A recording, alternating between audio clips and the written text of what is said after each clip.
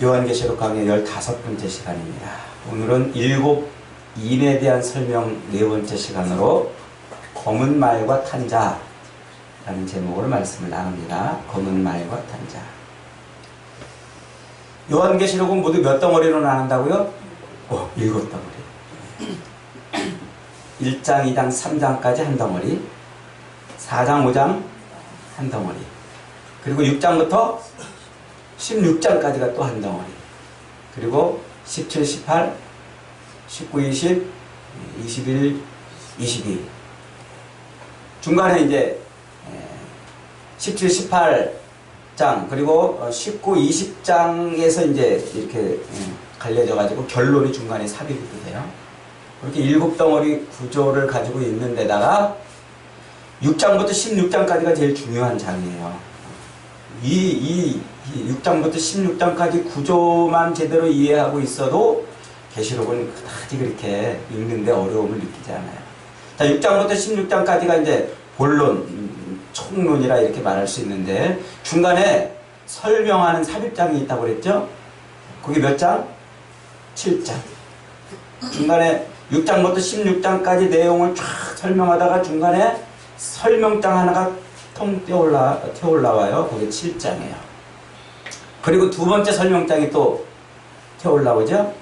좀 길긴 하지만 10, 11, 12, 13, 14. 10, 11, 12, 13, 14. 요게 이제 두 번째 설명장이에요. 그러니까 6장부터 16장까지 뭔가를 설명을 쭉 해나가다가 보충 설명을 하고 싶은 거예요. 보충 설명을. 그 보충 설명이 이제 뭔가는 우리가 7장에 가면은 이제 알 수가 있고 10장부터 14장까지 가면은 이제 지금 뭘 보충 설명하는구나 알 수가 있어요.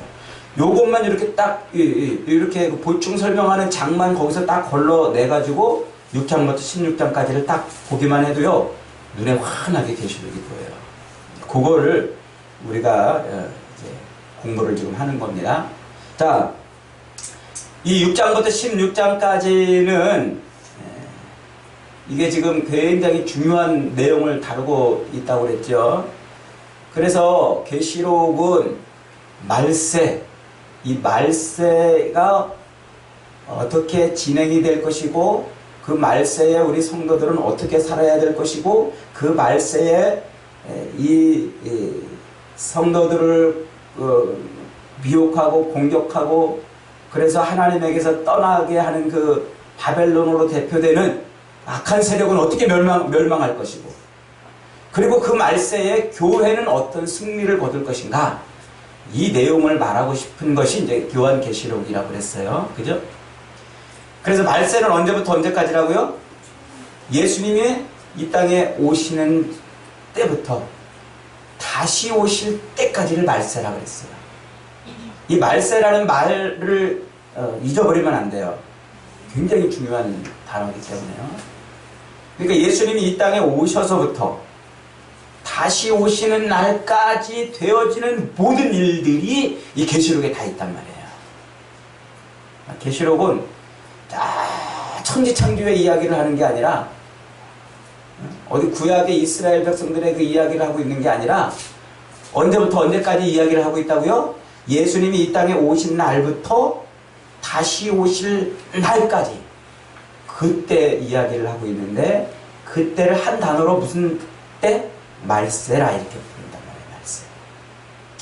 그리고 예수님이 다시 오시는 그날 그때를 종말이라 종말 말세 중에 아주 끝이죠. 이제 종말이라 이렇게 이제 용어를 쓰고 있어요. 우리가. 자, 근데 이 6장부터 16장까지 내용이 뭐냐면 이제 하나님의 요한이 눈을 들어서 쫙 하늘을 보니까 하나님의 보좌가 보였어요. 그것도 은유라고 그랬죠. 실제로 하나님이 무슨 의자에 왕이 앉아있는 의자에 앉아있는 게 아니라 세상을 통치하시는 통치자의 모습을 본 거예요. 세상을 통치하시는 모든 만물을 통치하시고 우리 인생의 모든 것을 통치하시는 그 통치자의 모습을 본 거예요.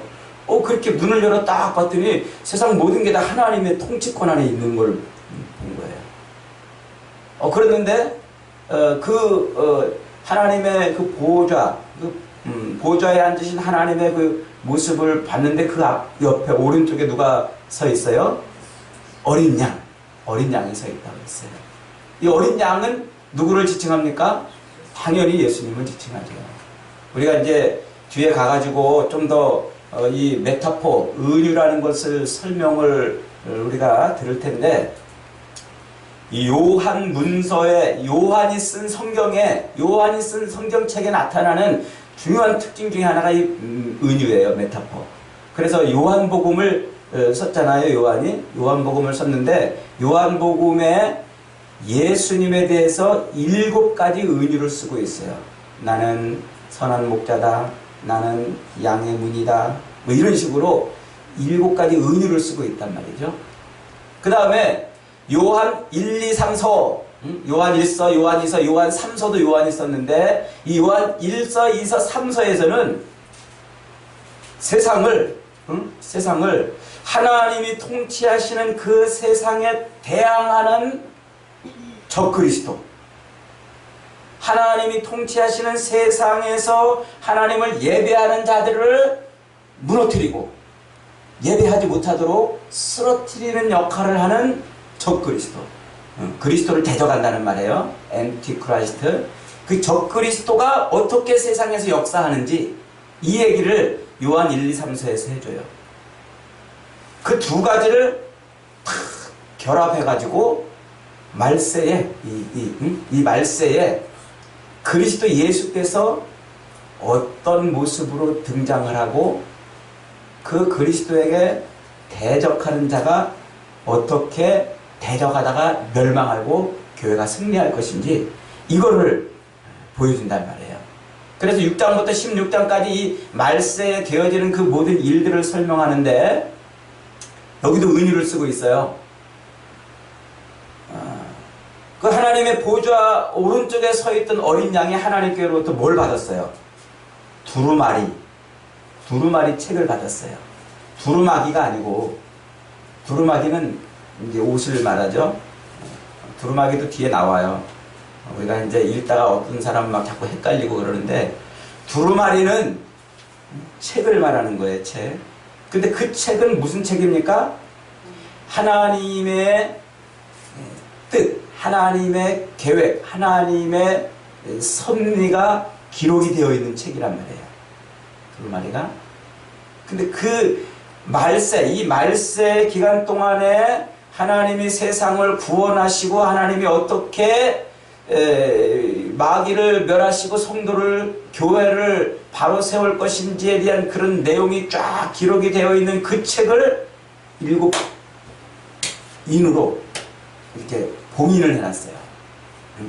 7번 도장을 뻥 찍어가지고 7번 도장 찍어서 봉인을 해놨단 말이에요. 근데 그것 때문에 이제 요한이 저 하나님의 뜻이 펼쳐져야 되는데 저걸 펼칠 사람이 없어가지고 막 울었는데 울고 있는데 보니까 누가 뜯었어요? 그거를 어린 양이 받아서 그걸 뜯는단 말이야.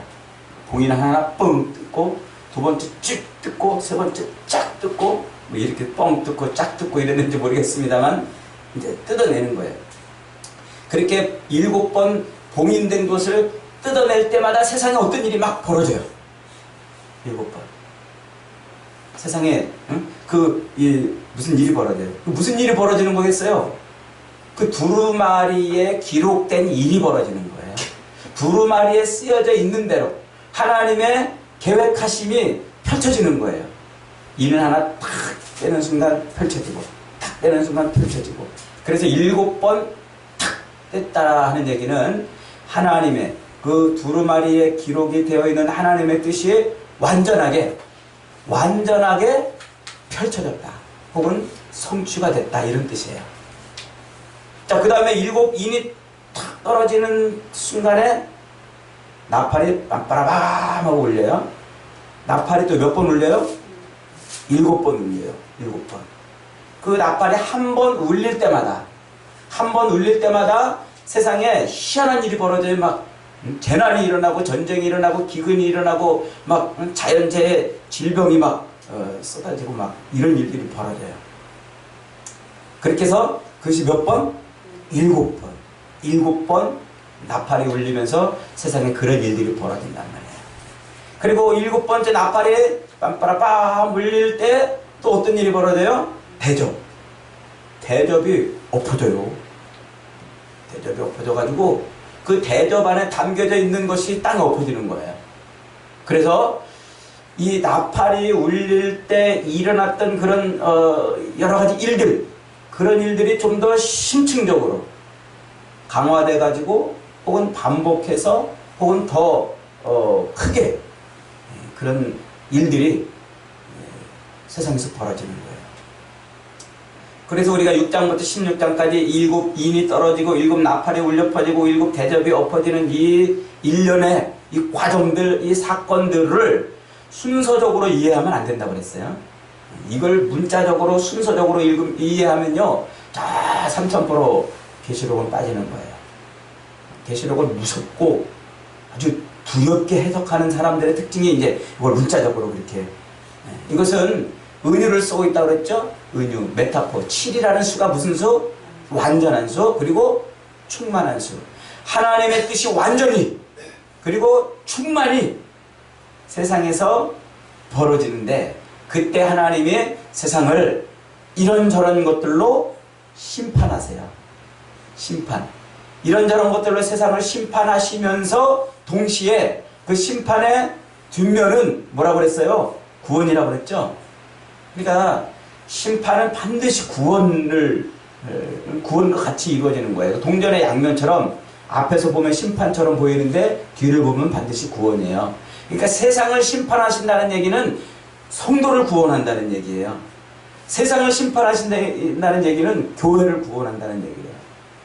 그게 저 옛날에 애굽에서 이스라엘 백성들을 꺼내실 때 이 애굽을 심판하시던 그 출애굽 사건, 그것처럼 출애굽 때 애굽을 심판하신 그 심판이 누구의 구원으로 이루어졌어요? 이스라엘의 구원으로 이루어진 것처럼, 그 그림처럼 그렇게 쓰는 거예요. 그래서 하나님의 뜻이 충만히 그리고 완전하게 성취가 된다. 하나님의 뜻이. 그것을 몇 번? 3번. 이 7이라는 숫자를 3번 강조를 해서 씀으로써 3, 7이 21, 21번에 뭐가 일어나는 게 아니라 하나님의 뜻이 충분히 충만히 완전히 성취됐는데 그걸 3번 강조함으로써 빼도 박도 못하게 조금도 어그러짐 없이 틀림없이 완전하게 세상에 그런 일이 벌어진다는 거예요. 이게 6장부터 16장까지 7인, 7 나팔, 7 대접의 이야기를 펼쳐가는 메타포예요. 자, 그런데 이 7인과 7 나팔과 7 대접의 사건은 언제 일어나는 일이라고요? 언제? 말세. 예수님의 초림부터 마지막 때까지. 이 말세는요, 하나님의 나라가 완성이 되는 때예요. 하나님의 나라. 자, 지금 이 하나님의 나라라는 용어를 오늘 다시 처음 씁니다. 앞에서 강의할 때는 안 썼는데, 하나님의 나라가 완성이 되는 거예요. 하나님의 나라. 하나님의 나라. 그러니까 천국이죠. 천국이 완성되는 그 놀라운 역사를 지금 이루어간단 말이에요. 천국이.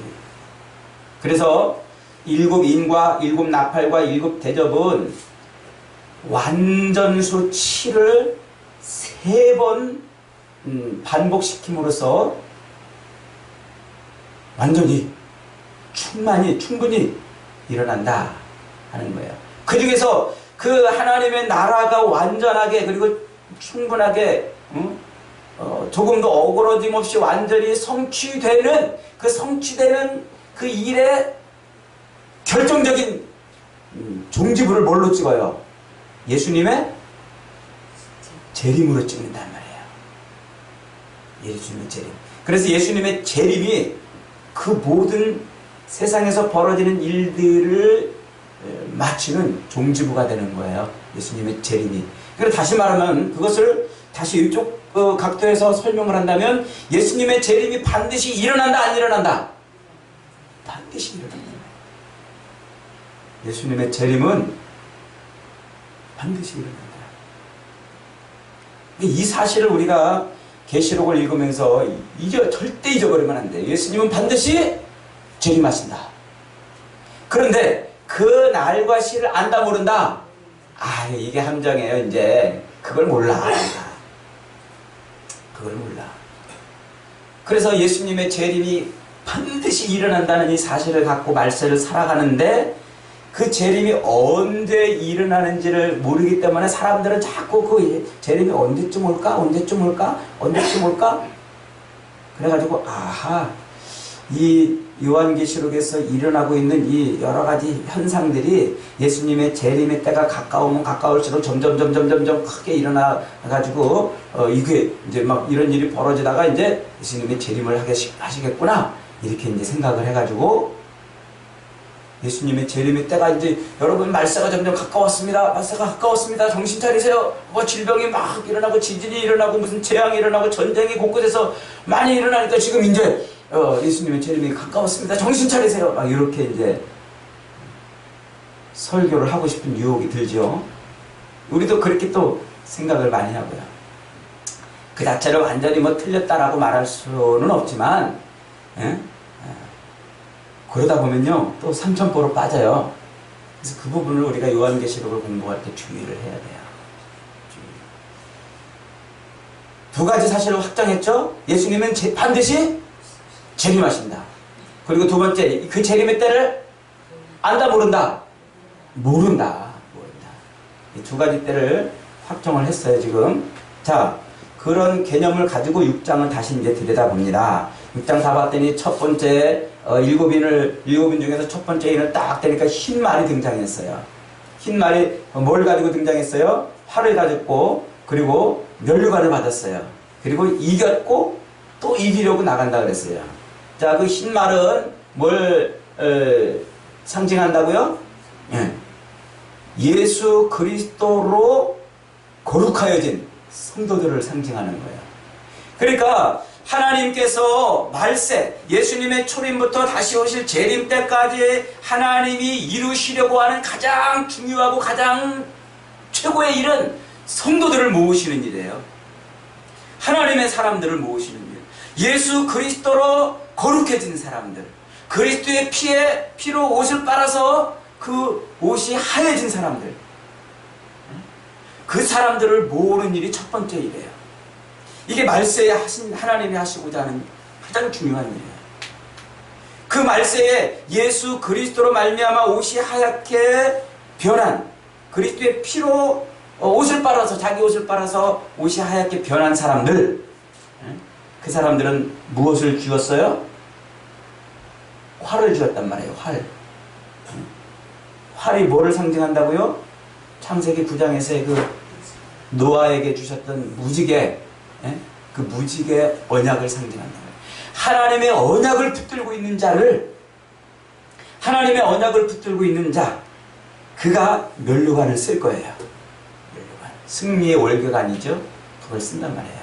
자, 그렇게 하나님이 말세, 예수님이 이 땅에 오시면서부터 다시 오실 때까지 이루실 가장 중요하고 가장 첫 번째로 다룰 일이 바로 이 땅의 성도들을 모으는, 하나님의 백성을 모으는 일이라고 그랬죠. 자, 그런데 그 일만 일어나면 얼마나 좋겠어요. 두 번째 일을 딱 되니까 또 어떤 일이 벌어져요? 붉은 말탄 자가 나왔어요. 붉은 말탄 자가 하나님께로부터 뭘 받았어요? 하나님께로부터 허락을 받아가지고 땅에서 뭘 제거했어요? 화평을 제거했다. 그래서 이것은 이 땅에 하나님이 심판, 하나님의 구원을 이루시기 위해서, 하나님의 백성들을 모으시기 위해서 하나님의 심판을 행하시는 장면이에요. 그래서 붉은 말탄자를 통해서 세상에 전쟁이 일어나게 하고 살육과 피비린내 나는 그런 테러와 폭력들, 이런 게 일어나고 가정 안에 분열이 일어나고 세대 간에 갈등이 일어나게 합니다.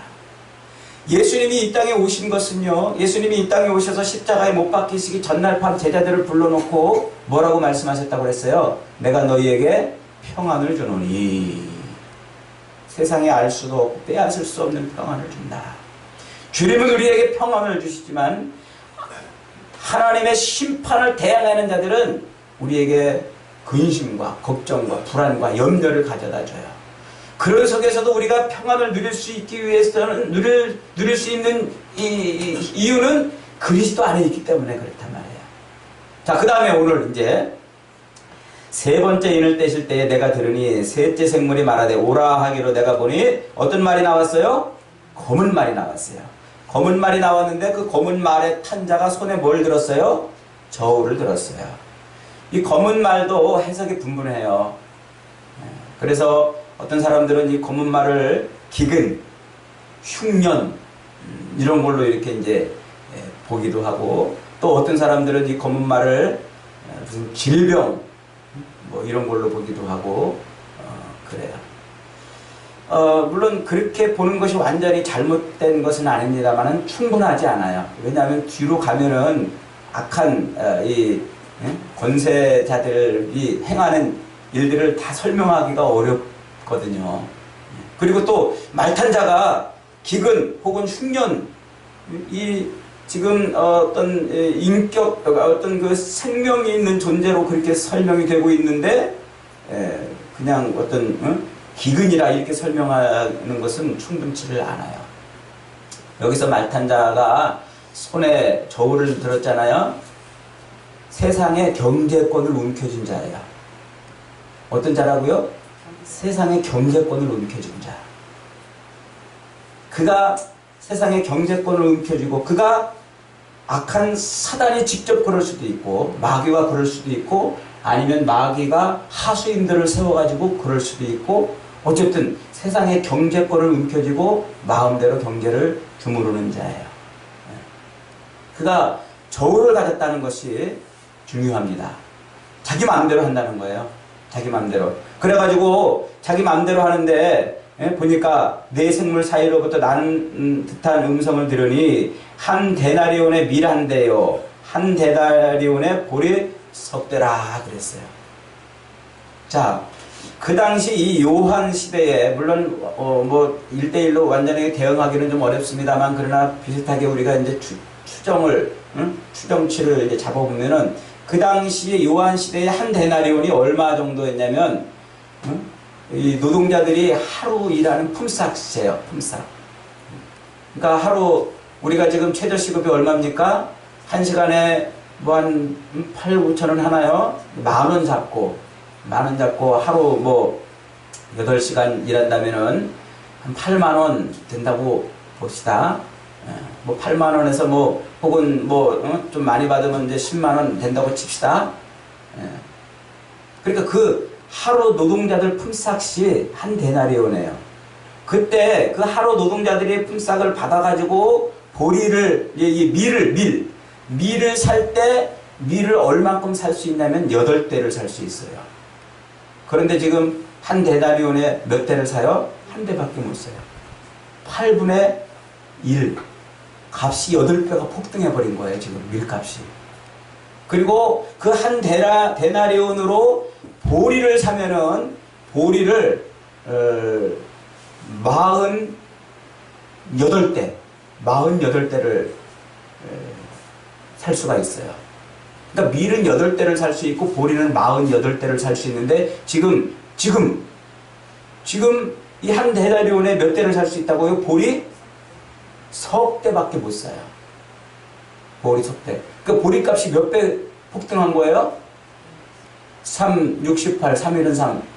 48대를 사니까 16배가 폭등한 거예요.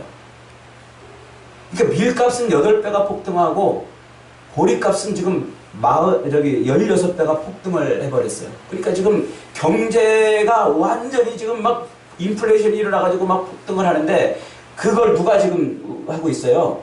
누군가 지금. 그러니까 누군지는 잘 모르겠습니다만은 경제를 움켜쥐고 경제를 자기 맘대로 지금 막 휘두르고 있는 거예요. 그러니까 그렇게 8배, 밀값이 8배 혹은 보리값이 16배 폭등하고 막 그러니까 사람들에게 어떤 일이 벌어져요? 먹고 사는 문제가 지상 최대의 관심사가 돼버린 거야. 그죠? 지금 우리 이 정부 들어가지고 지금 뭐 물가가 막 폭등하고 자영업자들이 지금 막 일하기 힘들다고 그러고 그래서 폐업을 하고 직장인들도 젊은이들 직장을 못 구해가지고 막 난리를 친다고 그러잖아요. 그래서 지금 우리 국민들의 제일 큰 관심사가 뭐예요? 경제적인 문제야. 먹고 사는 문제. 지금 당장 나 먹고 사는 문제도 문제지만은 앞으로 5년 뒤, 10년 뒤, 혹은 내 노후에, 혹은 내 자식의 경제 문제는 어떻게 할 것인가, 여기에 그냥 온갖 촉각이 곤두서가지고 이 경제 문제 때문에 지금 막 난리가 났어요. 그러니까 누군가가 저울을 쥐고서 자기 마음대로 이렇게 경제를 막 주무르니까 그 세상에 살고 있는 모든 사람들의 관심이 전부 어디로 집중이 되어버렸어요? 먹고 사는 문제에 집중이 되어버린 거예요. 얼마나 고통스럽겠어요. 사는 게 얼마나 힘이 들겠어요. 그러니까 이 말세에 일어나는 가장 큰 일 중에 하나가 뭐냐면 이 먹고 사는 문제 때문에 세상에 혼란이 와요. 이 먹고 사는 문제 때문에 우리의 모든 에너지를 여기다 쏟아야 되고 관심을 쏟는 일이 벌어지게 된단 말이에요. 언제? 지금 우리가 사는 이 시대에, 이 말세에.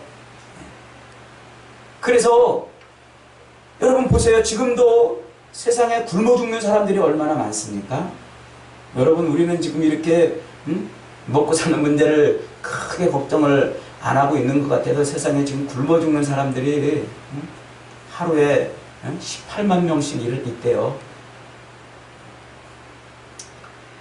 그리고 또 어려움 가운데 있는 그런 사람들이 얼마나 많았습니까? 그런데 그거보다 더 중요한 것은요, 지금 당장 나한테 문제야. 내가 저 아프리카에 사는 사람들이 굶어 죽든 말든 그게 내가 피부로 와닿아요? 내가 저 뉴욕에 어디 지하철 어디 노숙자들이 거기 하루하루 굶어 죽는 그게 나한테 피부로 지금 와닿아요? 서울역에 지하차도에서 어떤 사람들이 굶어 죽고 있는지 그게 나한테 별 관심이 없어요. 지금 나한테 관심은 뭐예요? 내가 지금 먹고 사는 문제가 관심이에요. 내가 오늘 돈을 잘 벌을 수 있을까? 내가 오늘 직장에서 안 잘리고,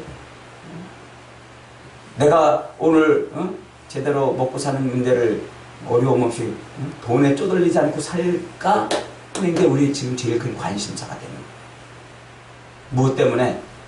이 경제적인 어떤 것을 쥐고 흔드는 사람 때문에 말이죠. 그래서 오늘날 이 땅에 살고 있는 우리 성도들에게 있어서 제일 큰 관심사가 뭐가 됐냐면, 예수를 믿는 사람일지라도 주님이 다시 이 땅에 재림할 것이라고 확신하고 있는 사람일지라도 늘 관심이 먹고 사는 문제에 매달려 있어요. 먹고 사는 문제. 재미있는 것은요, 그 뒷구절이에요. 또 감람류와 포도주는 해치지 말라 그랬어요. 감람류와 포도주는 해치지 말라. 밀과 보리나 이런 것들은 생필품이에요. 없으면 죽어요. 먹지 않으면 안 되는. 그런데 감람류나 혹은 포도주는요, 지금 당장에 없어서는 안 될 물품은 아니에요. 우리 삶에 요긴하고 중요하지만 지금 당장 이것이 없다고 내가 굶어 죽지는 않는 거란 말이에요. 그러니까 그것을 남겨두는 거예요.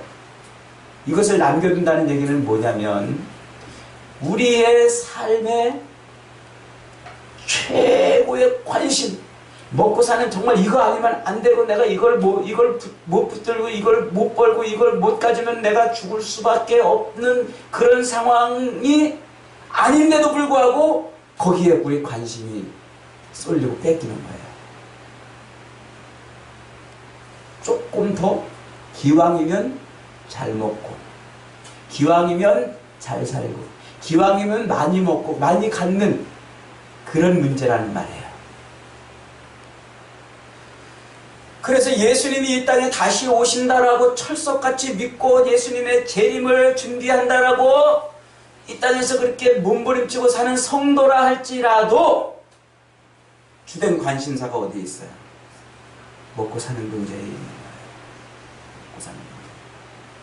그런 일이 언제 일어난다고요? 이 말세에 일어나는데, 이 말세에 일어나는 그 모든 기간에서 일어나는 그 모든 삶 속에서 내가 그러고 있다는 거예요. 여러분들은 지금 그러고 있느냐 안 그러고 있느냐 지금 이 구절 가지고 물어보라는 얘기예요. 여러분의 최고 관심사는 어디 있어요? 지금? 여러분들의 지금 여러분들이 이 말세 예수님이 다시 오신다라고 하는 이 믿음을 철석같이 갖고 있는 그런 상황에서 하루하루 사는 여러분의 제일 관심은 뭐냔 말이에요. 여전히 먹고 사는 문제란 말이에요. 그러니까 이 말세에 그런 일이 누군가 마귀가 직접 그러든지 아니면 마귀에게 위임을 받아가지고 어떤 통치자나 혹은 악한 세력들이 그러든지 누군가 경계를 주고 흔들어서 우리의 관심사를 거기로 돌려버리는 거예요. 예수님에게 돌리는 것이 아니라 주님의 재림을 기다리고 주님의 재림을 바라보고 주님의 재림을 소망하며 하루하루를 사는 것이 아니라 그 관심을 송두리째 뺏어가지고 먹고 사는 일에 돌려버리게 하는 존재가 나오는 거란 말이에요. 거기에 끌려다니는 거예요. 검은 말탄자가 나타나서 인생의 모든 관심사를, 모든 인생의 이 말세를 사는 인생들의 관심사를 먹고 사는 문제에 매달리게 해버려요. 그래서 성도라 할지라도 거기에 매달려버리는 거예요. 지금 계시록은 우리에게 그것을 경계시키는 거예요. 그걸 깨닫게 하는 것이고, 내가 지금 내 관심사가 어디에 있는지 그걸 점검하게 하는 거예요. 그래, 이런 구절을 읽으면서 우리가 지금 그런 것들을 깨우쳐야 돼요. 이제 이 6장 지금 앞에서 붉은 말이 나오고 검은 말이 나오고 청황색 말이 나오고 이런 것들은요 예고편이에요. 예고편. 뒤에 가면은 본편이 설명이 돼요.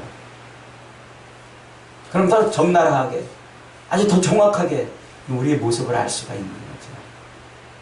여러분, 예수님이 이 땅에 오셔가지고 제자들에게 가장 먼저 말씀하신 게 뭐예요? 마태복음 5장에서 예수님이 산에 올라가 제자들을 가르쳐 가라사대 하시면서 예수님께서 마태복음 6장에서 우리에게 중요한 것을 가르치고 있어요.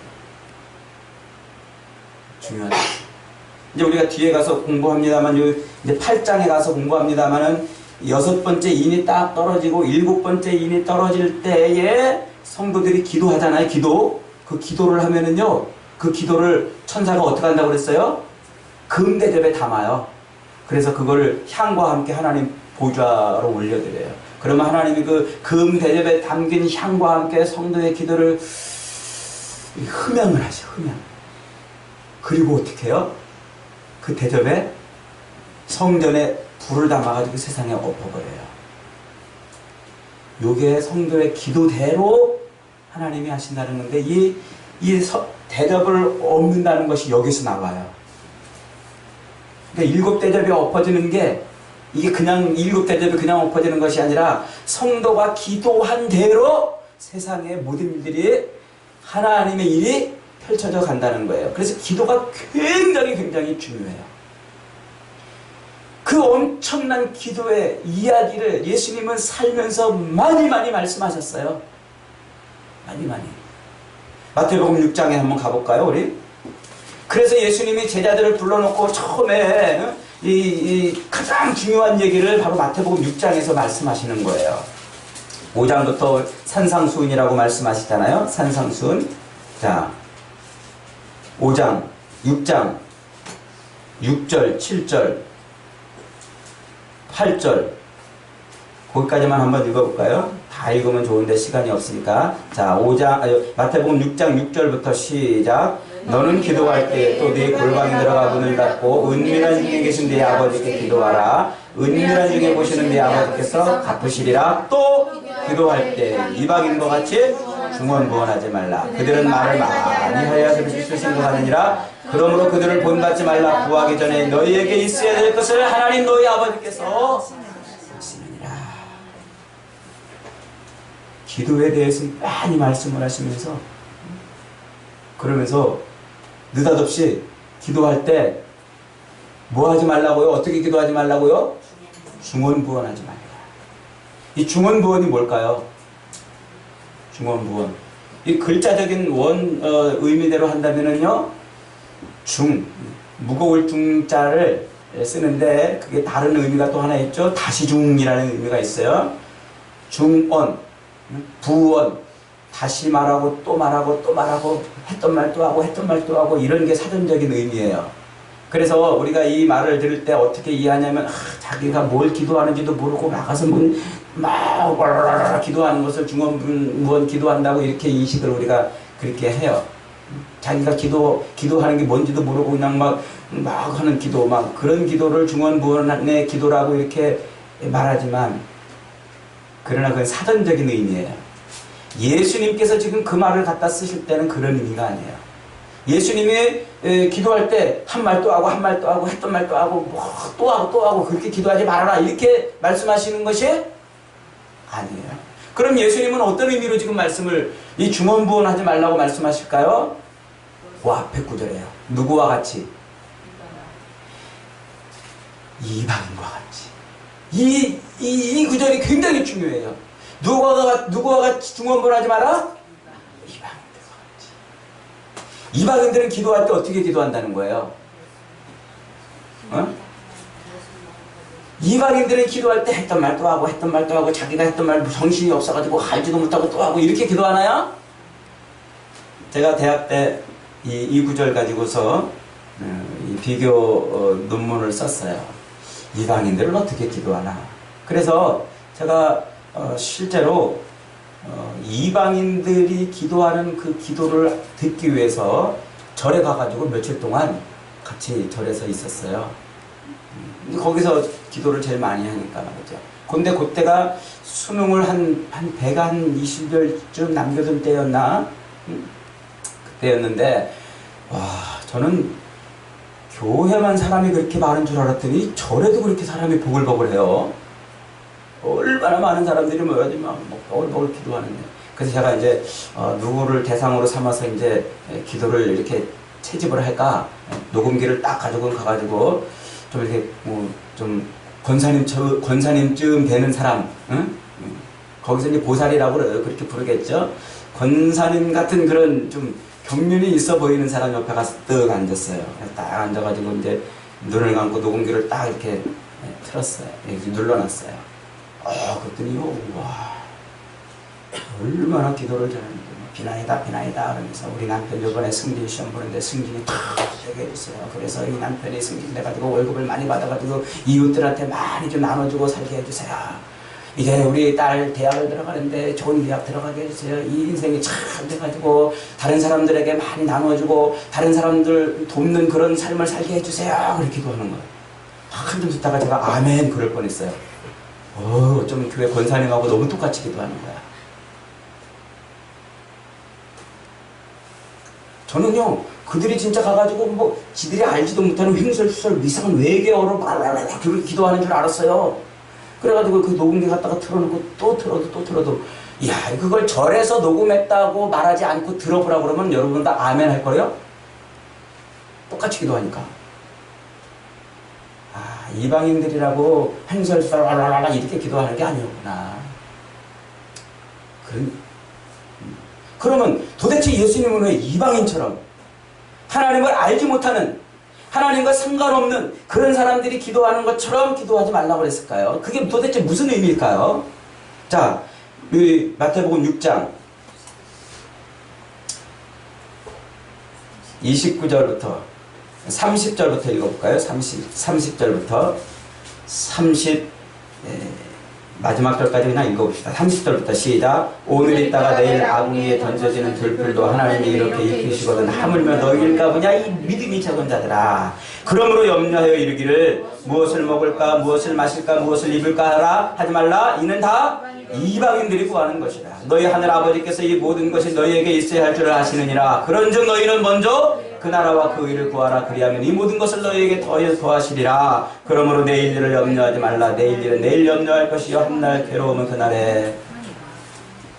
너희는 기도할 때에 이방인처럼 중언부언하지 말아라. 그런데 이방인들이 중언부언하는 게 뭐예요? 무엇을 먹을까? 무엇을 마실까? 무엇을 입을까? 하지 말아라. 이는 다 이 무엇을 먹을까? 무엇을 마실까? 무엇을 입을까를 세 글자로 뭐라고 그래요? 의식주 문제. 의식주 문제. 이 땅을 살아가는데 살면서 필요한 가장 중요한 것이 우리의 의식주 문제에 매달려 거기에 모든 관심과 거기에 모든 에너지를 쏟고 그것을 붙들고 살고 그것을 위해 기도하지 말라는 거예요. 이방인들은 하나님을 알지 못하는 사람들은 자기 신 앞에 가가지고 비나이다 내 자식 잘 되게 해주시고 내 가정 잘 되게 해주시고 내가 잘 먹고 잘 살게 해주시고 건강하게 해주시고 평안하게 해주시고 승승장구하게 해주세요. 그게 그들의 기도예요. 의식주 문제. 그래서 그들은 늘 거기에 매달려 있는 거예요. 그럴 수밖에 없는 것이 이 말세에 예수님이 초림에서부터 다시 오시는 이 재림 때 기간 동안에 하나님의 백성들을 미혹해가지고 하나님에게서 떠나가게 하고 예배를 포기하게 하고 하나님 없이 살게 하고 기도하지 않게 살게 하려는 그 악한 무리들이 그 관심사를 거기에 매달리게 하는 거예요. 관심사를. 이 말세에 그런 일이 지금 벌어지고 있어요. 그래서 예수님이 이 땅에 오셔서 우리에게 가장 중요한 걸 가르치시는 거예요. 너희는 기도할 때에 무엇을 먹을까? 무엇을 마실까? 무엇을 입을까? 염려하지 마라. 이 모든 것이 너희에게 있어야 할 줄을 하나님 너희 아버지께서 아시느니라. 그러므로 너희는 먼저 그 나라와 그 의를 구하라. 그래야 이 모든 것을 너희에게 더하시리라. 이게 검은 말 탄 자가 이 땅에 와가지고 휘두르는 그 삶 속에서 벌어지는 일들이에요. 그 속에서 성도들은 검은 말 탄 자가 경제를 휘두르고서 주무르면서 오로지 우리 인생들의 유일한 관심이 먹고 사는 문제에 집중하도록 하는 그 시대, 그 삶 속에서 우리는 하나님의 나라를 구하며 살아야 돼요. 하나님의 나라. 지금 여러분의 제일 큰 관심사는 뭡니까? 지금 여러분의 삶의 에너지를 쏟고서 하나님 앞에 매달려 간구하며 기도하는 건 뭡니까? 여러분이 지금 아침부터 저녁까지 애쓰고 몸부림치면서 얻으려는 것이 무엇입니까? 하나님의 나라. 그 나라와 그 의를 구하는 인생 되기를 바랍니다. 그래서 이 모든 것을 너희에게 더하시리라는 하나님의 은혜를 누리며 살 수 있기를 주님의 이름으로 축원합니다. 아멘.